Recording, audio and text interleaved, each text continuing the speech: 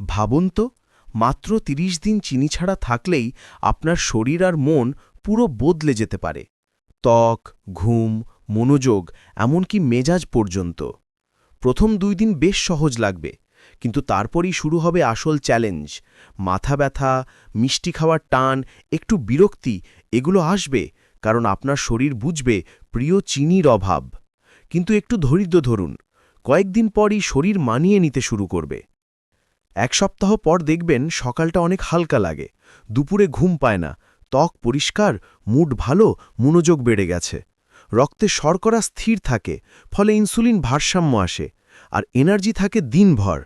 চিনি ছাড়া থাকতে থাকতে আপনার গাট হেলথ ভালো হয়, হজম ঠিক থাকে, পেট ফাঁপা কমে যায়, ঘুমও গভীর হয়, সকালে উঠে মনে হয় শরীরটা রিফ্রেশ।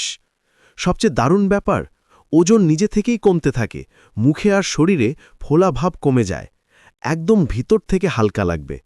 আর এই ৩০ দিন শেষে বুঝবেন চিনি শুধু স্বাদই না, ক্লান্তিও এনে দিত। আপনি এখন নিয়ন্ত্রণে, খাবার আপনাকে নিয়ন্ত্রণ করে না। তাহলে প্রশ্ন হলো, আপনি কি পারবেন ৩০ দিন চিনি ছাড়া থাকতে? একবার চেষ্টা করুন, বিশ্বাস করুন আপনার শরীর আপনাকে ধন্যবাদ দেবে।